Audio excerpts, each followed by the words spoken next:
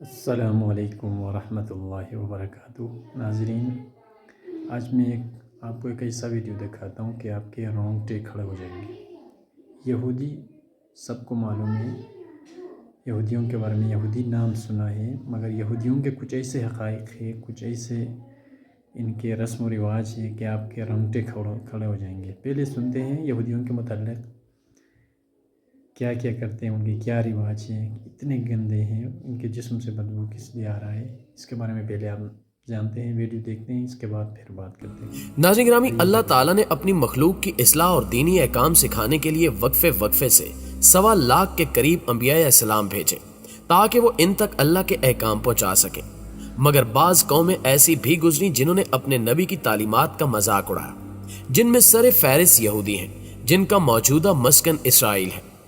آج دنیا کے نقشے میں اسرائیل ایک ایسی ریاست ہے جو انسانیت کی دشمن ہے، اور اس میں بسنے والے یہودی دنیا کے امن کو تباہ و برباد کرنے پر تلے ہوئے ہیں۔ لیکن اگر ان کی ذاتی زندگی اور رسم و رواج کو دیکھا جائے تو ہمارے لیے ان کو انسان کہنا بھی مشکل ہو جائے گا۔ آج کی زیر نظر ویڈیو میں ہم اسرائیل اور یہودیوں سے متعلق چند ایسے شرمناک حقائق آپ کے سامنے رکھیں گے جن کو سن کر یقیناً آپ ان پر لعنت بھیجیں گے، اور اس کے ساتھ ساتھ ہم یہ بھی بتائیں گے کہ یہودی عورتوں کو کس طرح ظلم و جبر کا نشانہ بنایا جاتا ہے۔ ناظرین گرامی، کہا جاتا ہے کہ جب ہٹلر نے ہزاروں یہودیوں کو قتل کیا تھا تو چند یہودیوں کو یہ کہہ کر زندہ چھوڑ دیا تھا کہ آنے والی نسلیں ان کے کرتوت دیکھ سکیں کہ میں نے ان کو کیوں قتل کیا۔ لہٰذا آج آپ دیکھ لیں کہ دنیا میں جتنی بھی سازشیں چل رہی ہیں وہ سب یہودیوں کا ہی کیا دھرا ہے، یہاں تک کہ یہودیوں نے 1948 میں ایک عالمی سازش کے تحت فلسطین پر قبضہ کر کے اسرائیل کے نام سے ایک الگ ملک قائم کیا جہاں انہی کی حکومت ہے۔ دوسرے مذاہب کی طرح یہودیت میں بھی بعض دنوں کو خصوصی تقدس حاصل ہے، جیسا کہ یہودیت اور بعض عیسائی فرقوں میں سبت عبادت کا دن ہے، اور اسے یہودیوں کے مقدس دنوں میں سب سے اہم ترین سمجھا جاتا ہے۔ سبت جمعے کے روز غروب آفتاب سے شروع ہو کر اگلے روز غروب آفتاب تک جاری رہتا ہے، اور یہ دن روایتی طور پر 3 ضروری کھانوں پر مشتمل ہوتا ہے۔ غیر آرتھوڈوکس یہودیوں کے لیے جمعے اور ہفتے کے درمیانی رات کا کھانا سب سے زیادہ اہمیت کا حامل ہے، اور وہ اس کا خاص اہتمام کرتے ہیں۔ اس کھانے کا آغاز چالا روٹی سے ہوتا ہے جو برکت کے طور پر کھائی جاتی ہے، جبکہ سبت کو امن اور پاکیزگی کا دن سمجھا جاتا ہے۔ اس روز روایتی طور پر اچھے کپڑے پہننے کو اہمیت دی جاتی ہے، اور بعض لوگ پاکیزگی کی علامت کے طور پر سفید کپڑے پہنتے ہیں، اور جمعے کی رات کو گھر میں موم بتیوں کو روشن کیا جاتا ہے اور صبح سویرے عبادت گاہوں کا رخ کیا جاتا ہے جہاں اس دن کی مناسبت سے خصوصی عبادات کی جاتی ہیں۔ اس کے ساتھ ساتھ سخت نظریات کے حامل یہودی اس روز تمباکو نوشی، آتش بازی، محنت مزدوری اور گاڑیوں میں سفر کرنے سے منع کرتے ہیں۔ دوستو، اگر مذہب یہودیت میں شادی کی بات کی جائے تو یہودیوں میں شادی کا طریقہ بہت سادہ اور دلچسپ ہے، جس میں منگنی کا اعلان شادی سے پہلے کر دیا جاتا ہے۔ ان کے نزدیک شادی کے دن روزہ رکھنے کو مستحسن سمجھا جاتا ہے، جبکہ شادی کی رسم ساپہر کو مجلس میں ادا کی جاتی ہے، جس میں کم از کم 10 بالغوں کی موجودگی ضروری سمجھی جاتی ہے۔ مجلس کی عمارت میں ایک ریشمی کپڑے کا شامیانہ تیار کیا جاتا ہے جس میں دلہا دلہن کے ہمراہ آتا ہے، جس کے بعد یہودی ربی یعنی یہودی عالم ایک گلاس میں شراب لیتا ہے اور زوجین کے حق میں دعا کرتا ہے اور اس گلاس کو دلہا دلہن کو دے دیتا ہے۔ یہ لوگ شراب چکھتے ہیں اور بعض اوقات دلہا اور دلہن یہ شراب پی جاتے ہیں، اور اگر دلہا اور دلہن کی جھوٹی شراب بچ جائے تو یہودی عقیدے کے مطابق یہ جھوٹی شراب ان کو پلائی جاتی ہے جو یا تو شادی کرنے سے ڈرتے ہیں یا وہ نامردی کی وجہ سے شادی سے دور بھاگتے ہیں۔ ان کے عقیدے کے مطابق اگر دلہا اور دلہن کی جھوٹی شراب کسی نامرد کو پلا دی جائے تو وہ جلد اس نامردی سے چھٹکارا پا جاتا ہے۔ پھر دلہا دلہن کی انگلی میں انگوٹھی پہناتے ہوئے عبرانی زبان میں کہتا ہے کہ دیکھو، تم اس انگلی کے ذریعے سیدنا موسیٰ علیہ السلام اور اسرائیل کی رسوم کے مطابق میرے ساتھ منسوب ہو چکی ہو۔ پھر شادی کے عہد نامے کو آرامی زبان میں ربی باآواز بلند پڑتا ہے، جس کے بعد شراب کا ایک گلاس لیتا ہے اور دعا کر کے پھر زوجین کو دیتا ہے، جسے وہ دونوں چکھ لیتے ہیں۔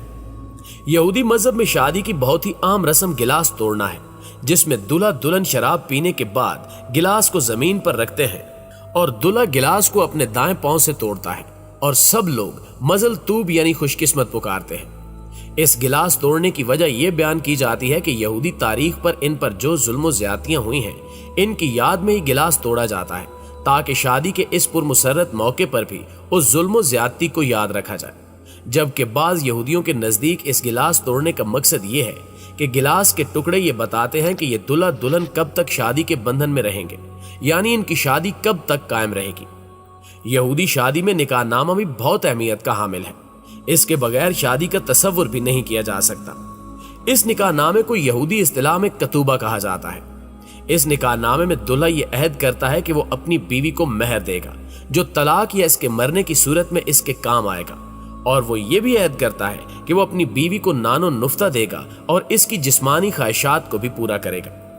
یہ نکاح نامہ حاضرین کے سامنے اونچی آواز سے پڑھا جاتا ہے تاکہ لوگ اس نکاح نامے کی عبارت کو سن سکیں اور اس پر گواہ بن سکیں۔ یہودی اسے بہت قیمتی اور مبارک خیال کرتے ہیں، اس لیے اسے بہت خوبصورت انداز میں فریم کروا کر گھر میں لگا دیا جاتا ہے۔ باقی الہامی مذاہب کی طرح یہودیت میں بھی عورت کے مہر کا تصور ملتا ہے،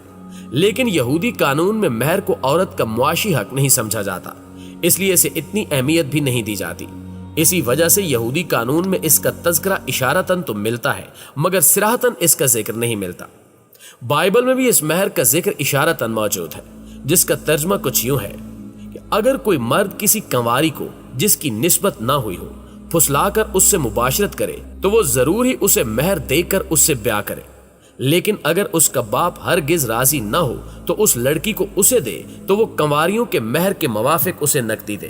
ناظرین، یہودیت کے ازدواجی نظام پر نظر ڈالی جائے تو معلوم ہوتا ہے کہ ان کے یہاں عورت کا مقام نہایت پست ہے، اور اس کی وجہ یہ ہے کہ حوا نے آدم کو ممنوعہ پھل کھانے پر اکسایا اور اسی وجہ سے وہ جنت سے نکالے گئے، اور اسی بنا پر عورت کو مرد کی غلامی اور حیض جیسی ناپاکی اور حمر کے درد کی سزا ملی۔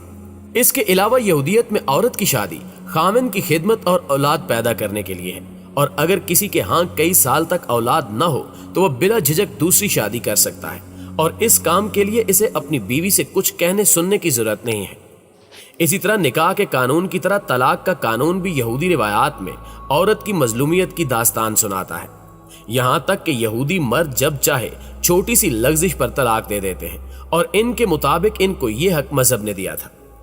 یہودی شریعت میں جب ایک عورت کی شادی ہو گئی تو پھر وہ دوبارہ شادی نہیں کر سکتی، یا اگر کسی یہودی عورت کو اس کے شوہر نے طلاق دے دی تو وہ پھر بھی دوبارہ شادی نہیں کر سکتی، اور نہ ہی کسی مرد کو اس سے شادی کرنے کی اجازت ہے۔ اگر کسی عورت کا شوہر مر جائے تو اس کے لیے یہودی قانون میں ہی حکم و رواج تھا کہ وہ اپنے شوہر کے بھائی سے شادی کرے، اور اس شادی سے ہونے والا پہلا بچہ بھی اس کا نہیں بلکہ اس کے مرحوم بھائی کا شمار ہوتا تھا۔ اگر اس کے شوہر کا بھائی شادی کرنے سے انکار کر دیتا تو پھر اسے شادی کرنے پر مجبور کیا جاتا، اور اگر وہ پھر بھی نہ مانتا تو اس کو عمر بھر ذلت کا سامنا کرنا پڑتا۔ جبکہ دوسری جانب اسلام نے عورت کو مختلف نظریات اور تصورات کے محدود دائرے سے نکال کر بحیثیت انسان کے عورت کو مرد کے یکساں درجہ دیا۔ اسلام کے علاوہ باقی تمام تہذیبوں نے، خصوصاً مغرب، جو آج عورت کی آزادی، عظمت اور معاشرے میں اس کے مقام و منصب دلوانے کا سہرا اپنے سر باندھتا ہے، لیکن اس معاشرے نے ہمیشہ عورت کے حقوق کو سبوتاژ کیا ہے اور عورت کو اپنی محکومہ اور مملوکہ بنا کر رکھا ہے۔